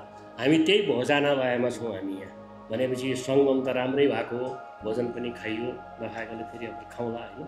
यसको लागि पनि म यो शिवम ब्याङ्कवेटलाई हार्दिक धन्यवाद दिन्छु। बडा राम्रो ठाउँ रहेछ है यो। तल जाँदा पनि यहाँ बोलेको छुटुदो रहेछ, सुनिन्छ, माथि जाँदा नि सुनिन्छ। यसको यो वास्तु चाहिँ साह्रै मजाले बनाउनु भएको रहेछ। यति भन्दै मलाई यति बोल्न दिन धन्यवाद। मैले सबैलाई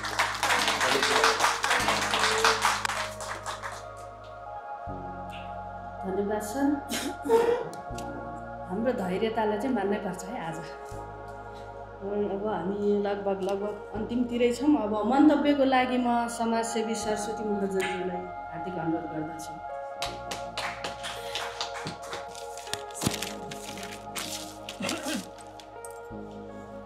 नमस्कार सबैलाई, जजलपा।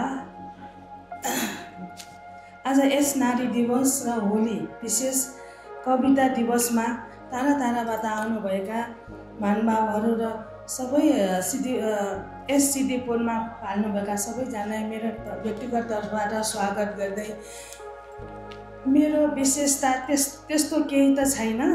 नेपाली भाषा, सांस्कृतिक, कला, साहित्यलाई माया कुनै पनि म चाहिँ त्यो साहित्य र कला संस्कृतिलाई चाहिँ हृदयदेखि चाहिँ माया गर्छु। र मैले जे जानेको छु त्यो चाहिँ सङ्गीत र भजनहरूमा चाहिँ म केही आबद्ध छु। र सबै सिद्धिपुरवासीहरूले मलाई र साथीभाइहरूले, दिदीबहिनी, दाजुभाइ सबैजनाले चाहिँ माया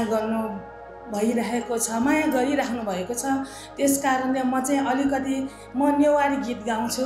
नेपाली भाषाको हामी नेवारी गीतलाई चाहिँ हामी राष्ट्रिय स्तरमा चाहिँ नेपाली भाषा भनिन्छ। त्यो नेपाली भाषाको चाहिँ एउटा दुईवटा मैले गीत गाएको थिएँ र सिद्धिपुरवासी सबैजनाले माया गरिदिनु भएछ र साथीभाइले पनि मलाई धेरै साथ दिनुभएको छ। आज तपाईँहरू साहित्यकारज्यूहरूको माझमा यसरी मलाई स्थान दिएर हजुरहरूले चाहिँ यस स्थानमा बस्नलाई चाहिँ मलाई योग्य ठान्नु भएकोमा म यस लालित्य सृजना समाजलाई चाहिँ हृदयदेखि एकदम धन्यवाद दिन चाहन्छु।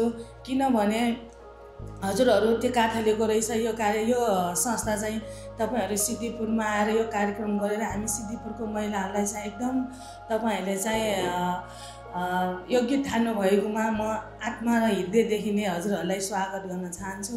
हामी नेवार केटीहरू त्यति बोल्न पनि बोलिँदैन, हामी बोलेर होइन हामी गरेर देखाउने हो। म चाहिँ मेरो भाव चाहिँ यही हो, म बोल्ने होइन समाजमा गरेर देखाउन चाहन्छु। म चाहिँ किनभने म चाहिँ एक लाइन चाहिँ हजुरहरूलाई गाएरै सुनाउँछु। हजुरहरूले अघिदेखि मैले यहाँ सुनेको यो साहित्य हरेक कुरामा महिलाहरूको आइरहेछ र आज स्टेजमा पनि महिलाहरूकै स्टेज दिनुभएछ। सबै पुरुषहरूलाई चाहिँ एकदम हृदयदेखि धन्यवाद पनि दिन चाहन्छु। मैले यस्तो कार्यक्रम चाहिँ देखेको थिएन अहिलेसम्म। अस्ति महिला दिवस हाम्रो वडा नम्बर 6मा महिला दिवसको कार्यक्रम गर्दाखेरि पनि पुरुषहरू नै स्टेजमा हुनुहुन्थ्यो। त्यसमा चाहिँ हाम्रो एउटा सानो एउटा नारीको बारेमा गीत गाएको थिएँ। म 2 लाइन गाउन चाहन्छु, हुन्छ कि हुँदैन होला? फिरको तेरा सीता पनि ए देशका नारी हुन् फिरको तेरा सीता पनि ए देशका नारी हुन् ए नारीलाई रक्षा गर्न त्रिदेव आया हुन् ए नारीलाई रक्षा गर्न त्रिदेव आया हुन् आमा दिदी सुन आमा दिदी हो यो कुरा बुझ्नु छ सुन दिदी बहिनी हो यो कुरा बुझ्नु छ। धन्यवाद। म नेवार गीत पनि सानो टुक्रा गाउन गइरहेछु मेरै गीत नेवारी चाहिँ ल हुन्छ कि हुँदैन बुझ्नुहुन्छ होला नि है। सोमा दुमी ठु यो दाइ अन्टी दुमी एला छखोला निते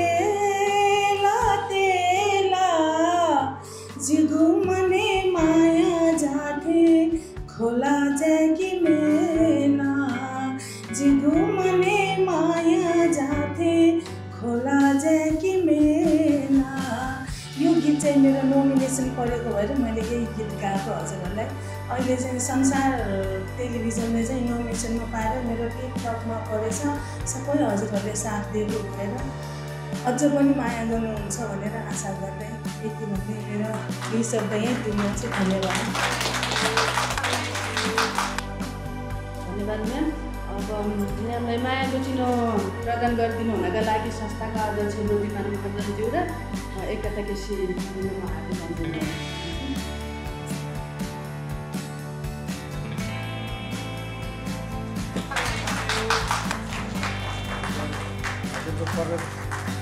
रहोस्।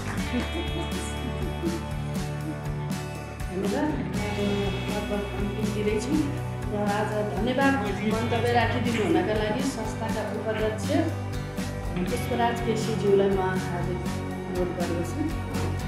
धन्यवाद। जीवन संस्थाको प्रशासन जीवनज्यू आजको यस खुल्ला भाषण कार्यक्रमको अध्यक्षज्यू प्रमुख अतिथि आख्यान तथा गीतकार श्री माया ठाकुरज्यू विशिष्ट अतिथि डाक्टर सावित्रीज्यू विशिष्ट अतिथि गायिका सरस्वती मर्जनज्यू र अन्य अतिथिज्यूहरू आजको हाम्रो निमन्त्रणालाई स्वीकार गरी विभिन्न ठाउँबाट पाल्नुभएका स्रष्टाज्यूहरू आजको यस भव्य र सभ्य कार्यक्रममा लालित्य सिर्जना समाजलाई स्थान उपलब्ध गराइदिनु हुने शिवम बैकुण्ठ सिद्धपुरका सञ्चालक श्री आशाराम अर्जनज्यू यस कार्यक्रमको सहयोगी महालक्ष्मी नपा इमाडोलाई म र मेरो तर्फबाट मेरो लालित्य सिर्जना समाजको तर्फबाट धन्यवाद दिन चाहन्छु। आजको यस कार्यक्रममा आफ्नो अमूल्य समय दिई कार्यक्रमको अन्तिम समयसम्म धैर्यताका साथ बसिदिनु भई आफ्नो लुकेका प्रतिभालाई हामीमा पस्किनु भएकोमा म सम्पूर्ण स्रष्टाहरूलाई धन्यवाद नदिन सक्दिनँ। हामीमा लुकेको प्रतिभालाई आज 115औं नारी दिवस होली विशेष विश्व कविता दिवसको अवसर पारेर गरेको कार्यक्रम यहाँहरूको गरिमामय उपस्थितिले हाम्रो समाज ज्यादै हर्षित भएको छ।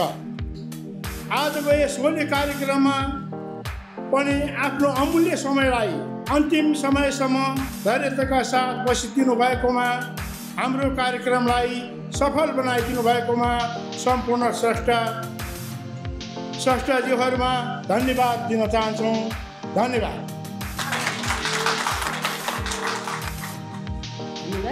ठाकुरी म्यामलाई सम्मान गर्न गइरहेका छौँ। म यो सम्मानको दोहोरा पढेर सुनाउँछु। साहित्यको सेवामा समाजको उन्नति ललित्य सिर्जना समाज महालक्ष्मी नगरपालिका 4 डिमाडोल ललितपुर स्थापना 2081 सम्मान पत्र।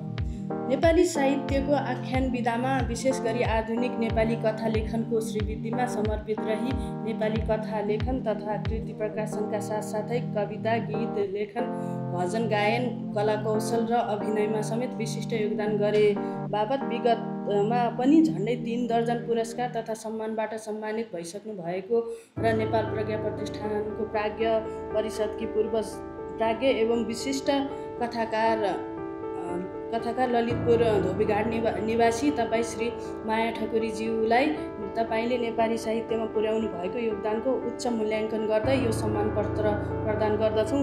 साहित्य सिर्जनामा तपाईँको निरन्तरता र सुस्वास्थ्यको कामना गर्दछौँ। अध्यक्ष बुद्धिमान महर्जन। सम्मान पत्र हस्तान्तरण गरिदिनु हुनको लागि बुद्धिमान महर्जनज्यूलाई र एकता इस्लामलाई अनुरोध गर्दछु।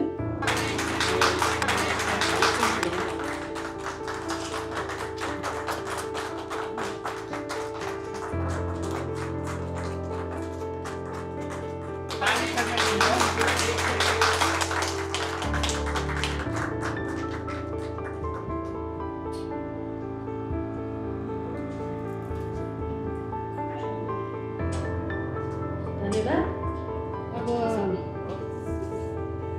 म स्कुल पढ्दाखेरि मैले सुनेको त्यो कथा मलाई आजसम्म पनि सबै अक्षर याद छ। उहाँसँग भेट हुनुभन्दा अगाडिदेखि नै म फ्यान थिएँ, भेटेपछि त झन् फ्यान भइहालेँ र उहाँको मन्तव्य सुन्न म एकदम आतुर छु। म्यामलाई म यो माइक हस्तान्तरण गर्न चाहन्छु। जति बस्नुभएको छ उहाँहरूप्रति म आभार प्रकट गर्दछु र नमस्कार भन्छु। शुभकामना सबैलाई। अब मलाई आज यस ठाउँमा बोलाएर यति सम्मान गरेर प्रमुख अतिथिको आतिथ्य गर्ने अवसर दिनुभयो, त्यसको लागि आयोजकलाई पनि धन्यवाद दिन्छु। मलाई के लाग्छ भने एउटा बालकको बाल्यकाल मात्रै होइन, उसको जीवनलाई कुन बाटोमा लैजाने भन्ने कुरा उसको पृष्ठभूमि, विशेष गरेर उसका आमा अनि घरका परिवारहरू तिनीहरूको ठुलो हात हुन्छ भन्ने मलाई लाग्दछ। म यहाँलाई भन्छु, म आज माया ठकुरी, मेरो जन्म चाहिँ भारतको लखनऊमा भएको, किनभने मेरो बुवा आर्मीमा हुनुहुन्थ्यो, इन्डियन आर्मीमा। मेरो बुवाको घर चाहिँ पाल्पा हो, अर्गेली। मेरो मुवा चाहिँ रुकुमकोटको। अब अहिले आएर मैले देख्छु कि महिलाहरू त्यसको बेलामा मात्र नभएर अरू बेला पनि विद्रोह गरेर गीतहरू गाउँछ। अनि हामीले सोच्छौँ कि अहिले मात्रै विद्रोह गरेका रहेछन् भनेर। तर त्यति बेला जब मेरो जन्म पनि भएको थिएन, मेरी मुवा सानो हुनुहुन्थ्यो अरे, त्यति बेला उहाँले, म पनि गएँ रुकुमकोट, मैले हेरेँ त्यहाँ भेरी नदी पनि हेरेँ, भेरी नदीमा नि गएँ म। त्यहाँको महिलाहरू वृद्ध भइसकेका थिए।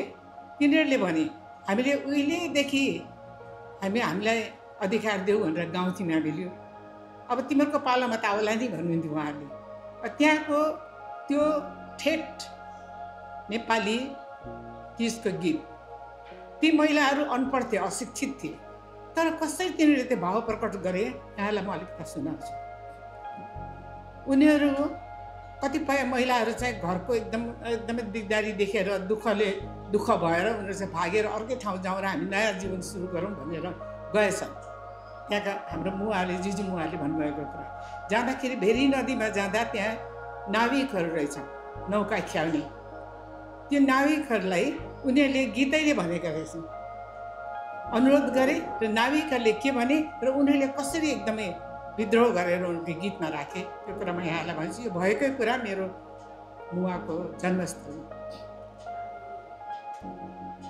घाटमा बस्ने घटियारी दाजै, घाटमा बस्ने घटियारी दाजै, हामीलाई डुगिया तारिदेऊ न, हामीलाई डुगिया तारिदेऊ न। उनीहरूले अनुरोध गरे। ती मानिसहरूले के भने, सबै पुरुषहरू खराब हुन्छन् भने गइनँ है मैले। त्यहाँ पिता पनि थिए, दाजुभाइ पनि छन्, पुत्रहरू पनि छन्।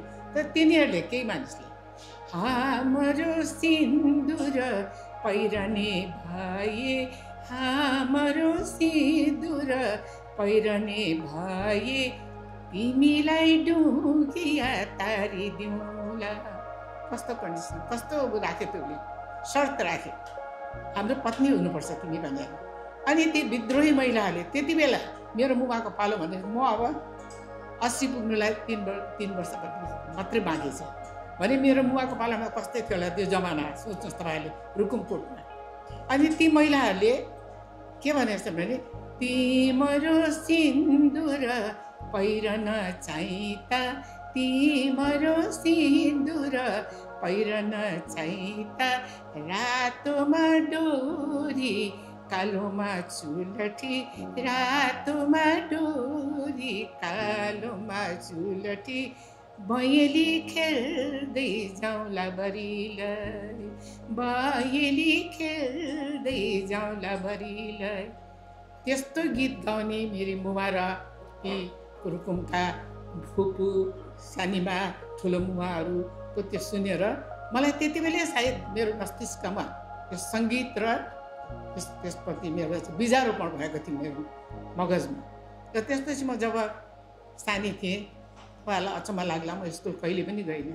स्कुल भनेर क्लास 1 देखि 10 सम्म अथवा म्याट्रिकसम्म मैले गरेको मैले पछि गएर धेरै छ त्यो कथा तपाईँहरूले मेरो बारेमा पढ्न सक्नुहुन्छ युट्युबमा। मैले पछि गएर एकजना शिक्षकको घरमा बिहान गएर उनको घरमा काम गरिदिने भाँडा माजिदिने रातिको घर खोलिदिने कपडा दिने सानै थिएँ। तर त्यति गरे बापत त्यो शिक्षकले मलाई कति ठुलो गुण लगाउनु भयो। मान्छेले गुण भन्ने कहिले नै बिर्सनु हुँदैन भन्ने मलाई लाग्दछ। त्यो शिक्षकले मलाई तिमीलाई म पढाउँछु भन्नुभयो। हुन त मेरो मुवाले आर्मीमा चाहिँ अलिअलि लेख्नु पढ्नु सिकाउँथ्यो। उहाँले चाहिँ हिन्दी पढ्नुहुन्थ्यो अङ्ग्रेजी अलिअलि पढ्नु भएको रहेछ आर्मीमा कुरा। अनि बुवा बिचरा रुकुममा त क ख पढेको चाहिँ कपुरी क पेर्चोली ख गाईको रे ग घर जस्तो ग थुप्पा दिने ङ भन्ने चलिचुच्चे छ छाखा छ भनेर त्यो मुवाले भन्नुहुन्थ्यो। हामीले त्यही भन्थ्यौँ हामीले। तर पछि गएर जब सरले चाहिँ मैले अरूले फालेको कापीहरू ल्याएर मैले 10सम्म त मैले पढिनँ। त्यसपछि त्यो कापीहरूको पाना ल्याएर घरमा खुब लेख्थेँ मैले। अनि उहाँले फाटी किनिदिनु भयो। तिमीलाई झुम्रो पनि बाँधिदिनु भयो। त्यो पनि त्यस पनि मलाई खुब काम लाग्यो। अनि बिहान जान्थेँ म मैले लेखेको छु तपाईँहरूले कुनै मेरो कथामा भेट्नुहुनेछ। त्यहाँ म बिहानै जान्थेँ सरकोमा। जाँदाखेरि त्यो ढोका ढकाइराखेको हुन्थ्यो। अनि मैले सर भनेपछि भित्र भन्नुहुन्थ्यो। भनेपछि भित्र पस्दाखेरि सर र सरको श्रीमती त्यहाँ ओछ्यानमा सुतिराख्नुहुन्थ्यो। अलिक पर कति ठुलो थियो अगेनो थियो। अनि अब सरको श्रीमतीले भन्नुहुन्थ्यो तिमी आयौ अब त्यो जुठो भाँडा बाहिर ल्याउँछौ माझ बढाएर यसो गर उसो गर। अनि अर्को कोठामा अब 3-4 जना छोराहरू सुतिराखेको हुन्थ्यो सानो सानो बच्चाहरू। म त्यसरी त्यो घरमा सरकोमा गएर मैले काम गरेर मलाई चाहिँ एकैचोटि एसएलसी दिने भनेर 2 वर्ष 2.5 वर्ष मलाई सरले पढाउनु भएको। मैले सोध्छु मलाई फ्रीमा पढाइदिनु। सरले मलाई काम गरेर मलाई फ्रीमा पढाइदिएको निःशुल्क पढाइदिएको थियो सरले। आज त्यो सरले त्यति नगरिदिएको भए मेरो के हुन्थ्यो त्यो अवस्था। म त आज त मैले ग्रेजुएसन गरेँ मैले किताबहरू लेखेँ। आज मैले लेखेको किताबहरू युनिभर्सिटीमा पढ्छ यहाँ पढ्छ भारतमा पढ्छ यहाँ पढ्छ। तर पिएचडी गर्दैछन् कतिले। तर यो सबै हामीले के गर्छौँ त्यो जीवनमा दुःखले हामीलाई जिउनु सिकाउँछ भन्ने मलाई लाग्छ। र सङ्घर्ष गर्नु पनि यो पनि एउटा एकदम जीवनको बाटो सफल हुने बाटो। धेरै छन् मेरा कथाहरू धेरै छन्। तपाईँहरूलाई लाग्ला मैले एसएलसी दिँदाखेरि मलाई सरले भने कसरी के लेख्ने भन्दाखेरि तिम्रो नाम लेख रोल नम्बर लेख अनि आन्सर लेख्न सुरु गर भन्ने। इङ्ग्लिस मिडियम थियो यहाँ अब नेपाली थिएन। अनि मैले गएँ मेरो साथीहरूले मलाई खुब भिजाए। सेन्ट मेरी सेन्ट जोसेफको साथीहरू थिए। अब तैँले त्यस्तो बोलो बोलो भने मलाई पछाडि बोलो नासिदिएको रहेछ त्यो सक्दैन भनेर जब लेख्नु थालेँ त्यसो हेरेँ सबैले आफ्नो रोल नम्बर नाम लेख्छ नि विषय लेखेको। अनि त्यो हेरेँ अनि मैले पानामा क्वेसन सुरु गरेँ मैले लेखेँ। तर मैले यसो पल्टाएपछि यतापट्टि लेखिनै लेखेँ। फेरि त्यो आन्सर लेख्दै गएँ उता लेख्दै त्यसो हेरेको साथीहरूको त्यो सिद्धिएको छैन मेरो मात्रै कति सिद्धियो किन सिद्धियो त भनेर हेर्दाखेरि उनीहरूले यतापट्टि पनि लेखेको रहेछ। अनि मैले तत्कालै मैले के गरेँ भने अब तपाईँहरू सोच्छु क्वेसन नम्बर 1 भन्ने छ है। अनि मैले त्यो लेख्दै गएको छु त्यहाँ छैन खाली छ फेरि छ। अनि मैले त्यहाँ अब कुन नम्बर आयो मैले अहिले थाहा छैन 10 हुनसक्छ 11 हुनसक्छ। त्यो सुरु गरेर मैले फर्काउँदै त्यहाँ लेखेँ कि। अनि मैले यसो हेरेको त सबैले त राम्रो लेखेँ। त्यति बेला पनि माया ठोकेर एउटा अलिकति दुःखले हो कि सङ्घर्षले हो अलिकति दिमाग दिएको रहेछ। मैले के लेखेँ भने क्वेसन नम्बर 1 यहाँ छ। त्यो क्वेसन नम्बर अर्कै 11-12 कति थियो 11 भने होइन त्यो कन्टिन्यू 11-12 भनेर मैले चाहिँ लेखेँ। अनि सबैले बाहिर आएपछि मलाई चाहिँ कागजमा गोलो बनाएर पछाडि टाँसिदिएको रहेछ। सबै हाँस्ने, ताली बजाउने, धुमधाम गरे। यसले अब के गर्छ भने, तर विधिको विधान सेन्ट मेरिजमा पढ्ने मेरो एकजना साथी थियो। के भन्नु, सानैदेखि उनीहरू धनी थिए। ऊ फेल भएछ, म पास भएँ, अरू पनि पास भयो। अनि सर आउनुभयो, आएर रिजल्टको दिनमा भन्नुभयो, लेख्यो भने लेखेँ सर मैले बिगारेँ भने के गरेँ, यही कुरा भने चाहिँ ए यसो गर्नुभयो सरले, सतीश सर उहाँको नाम। यसो गर्नुभयो है। अनि मैले अब मलाई एकदम रुनु मन लाग्यो कि। अनि सरले के छैन टिचर राम्रो पढ्यो भने पास पनि हुनसक्छ भन्यो। अनि रिजल्ट बेला साथी बिजाएर घुम्दा। अनि मलाई त पछि मैले पास त गरेँ सबै विषयमा 32 त्यही विषयमा चाहिँ इङ्ग्लिसमा चाहिँ 34 ल्याएको मैले। त्यसरी पास गरेपछि पछि म चाहिँ काम गर्दै मैले टाइप सिकेँ, टाइप गरेँ। अनि स्कुल टिचर पनि भएँ, उमेरमै एकदमै स्कुल टिचर भएँ। के भएर पछि मैले ग्रेजुएसन गरेँ। त्यसो गर्दै म अगाडि बढेको जीवनमा अत्यन्त निकटबाट मैले लान्छना, हेला, अपहेलना, मान्छेले इन्सल्ट गरेर भन्छ नि, कति साल इन्सल्ट भन्ने कुरा त अति मनमा लाग्ने कुरा हो, दिमागमा लाग्छ। बच्चाहरूलाई त्यो जीवनभरि त्यो इन्सल्ट गरेको कुरालाई बिर्सिनु सक्दैन। तर त्यो इन्सल्टले, त्यो लान्छनाले मान्छे अगाडि बढ्नु पनि मद्दत गर्छ भन्ने मलाई लाग्दछ है। त्यस्तो लाग्छ मलाई। र आज चाहिँ यहाँलाई म एउटा भजन सुनाउँछु सानो। मलाई खुसी लागेछ कि सबै भाइ कता जानुभयो। अनि मेरो गीत हराएर रेडियो नेपालमा भनेको थिएँ मैले, उहिले मैले गाउँथेँ कि radio Nepal, all India radio Nepal हरायो भनेर मलाई एकदमै दुःख लागेको थियो। अस्ति मलाई गीत आयो, सर मैले खोल्नु सकिनँ, मलाई आउँदैन थियो। एउटा दुईवटा गीत मात्रै अहिले आएको थियो भाइले, त्यो बजाउनु भयो। अनि कस्तो यहाँ आएको मलाई कति फलिफाप भयो। आज म यहाँ नआएको भए भगवान्ले हरेक हाम्रो जे हामीले क्रियाकलाप गर्छ त्यसमा राम्रो कुराहरू लुकेको हुन्छ कि। तपाईँले भन्नुभयो तपाईँको अरू गीत पनि छ, प्लिज मलाई पठाइदिनु होला है। अनि अब आज चाहिँ भजन सानो सुनाउँछु। Subscribe to my channel and also press this bell icon. Haricot नाम भज, मूरख मन हरिको नाम भज, तन मन धन सब अर्पण गरी, मूरख मन हरिको नाम भज। गरी हाई स्कुलमा गए, अरू पछि सुनाउला। धन्यवाद।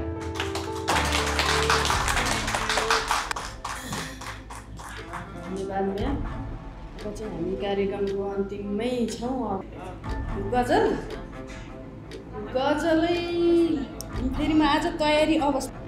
सहमति गर्ने कि चुनाव हजुरको हातमा, सहमति गर्ने कि चुनाव हजुरको हातमा, समयले दिनेछ जवाब हजुरको हातमा। सहमति गर्ने कि चुनाव हजुरको हातमा, समयले दिनेछ जवाब हजुरको हातमा। अब एउटा शेर मात्रै सुनाउँछु यो गजलको, अरू चाहिँ मलाई याद छैन।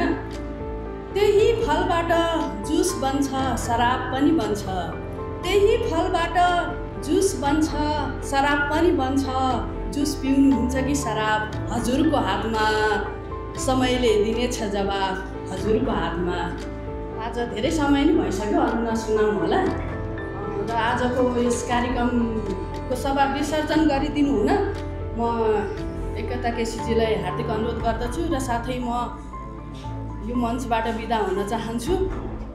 र हामी अन्तिममा ग्रुप फोटो पनि खिच्छौँ है, कतै नजानु होला, ग्रुप फोटो खिच्छौँ। यति भन्दै म यो मञ्चबाट बिदा हुन चाहन्छु। नमस्कार, धन्यवाद।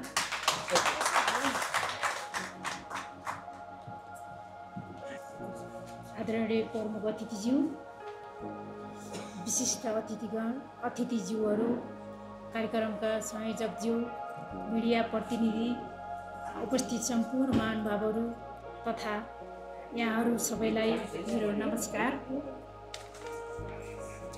ढिलै भए पनि यस वर्षको नारी दिवस अलि विशेष कार्यक्रमलाई समेट्ने कोसिस गऱ्यौँ र विश्व कविता दिवसको अवसरमा खुल्ला कविता उत्सवको औपचारिक कार्यक्रम सफलतापूर्वक सम्पन्न भएको छ। यहाँहरूको उत्साहजनक उपस्थिति, सक्रिय सहभागिता र आत्मीय सहयोगका लागि म सभाध्यक्षको तर्फबाट हार्दिक धन्यवाद ज्ञापन गर्न चाहन्छु। सबैभन्दा पहिले हाम्रो प्रमुख अतिथि एवं मान्य व्यक्तित्वहरूले समय निकालेर कार्यक्रमलाई गरिमामय बनाउनु भएकोमा हार्दिक आभार प्रकट गर्दछु। यसै गरी विशिष्ट अतिथिज्यूहरूले आफ्नो बहुमूल्य विचारहरू प्रस्तुत गरी कार्यक्रमलाई ज्ञानमय बनाउनु भएकोमा धन्यवाद दिन चाहन्छु। कार्यक्रम सफल बनाउन मञ्चमा उपस्थित सम्पूर्ण वक्ताहरू, कला र कलाका धनी सर्जक, कवि, कवयित्री ज्यूहरू र कार्यक्रम सञ्चालकज्यू लगायतले दिनुभएको योगदानप्रति मेरो विशेष कृतज्ञता छ। यहाँहरूको उपस्थितिले आजको कार्यक्रमलाई झन् प्रभावशाली र प्रेरणादायी बनाएको छ। कार्यक्रमको व्यवस्थापन पक्षलाई सफल बनाउन अहोरात्र खटिने आयोजक समिति, प्राविधिक टिम, स्वयंसेवक साथीहरू र मिडिया प्रतिनिधिहरूलाई पनि म विशेष धन्यवाद दिन चाहन्छु। यहाँहरूको मेहनत र समर्पण बिना यो कार्यक्रम सम्भव हुने थिएन। अन्त्यमा यहाँ उपस्थित सम्पूर्ण महानुभावहरूलाई आजको कार्यक्रमको समापनसँगै यो ऊर्जा र प्रेरणालाई दैनिक जीवनमा आत्मसात गर्दै अगाडि बढ्न आह्वान गर्दछु। हाम्रो संस्कृति, साहित्य र सामाजिक चेतनाका यस्ता कार्यक्रमहरूलाई निरन्तरता दिन हामी प्रतिबद्ध रहने प्रतिज्ञा गर्दछौँ। कार्यक्रम उपस्थित सबै महानुभावहरूलाई चिया नास्ताको व्यवस्था भएकोले कृपया ग्रहण गरेर मात्र घरतिर पाल्नुहोला। यसै शब्दका साथ म यो कार्यक्रमको औपचारिक समापनको घोषणा गर्दै यहाँहरू सबैलाई धन्यवाद दिन चाहन्छु। हाम्रा आगामी कार्यक्रमहरूमा पनि तपाईँहरूको निरन्तर साथ र सहयोगको अपेक्षा गर्दछु। सबैजनालाई धन्यवाद। नमस्कार।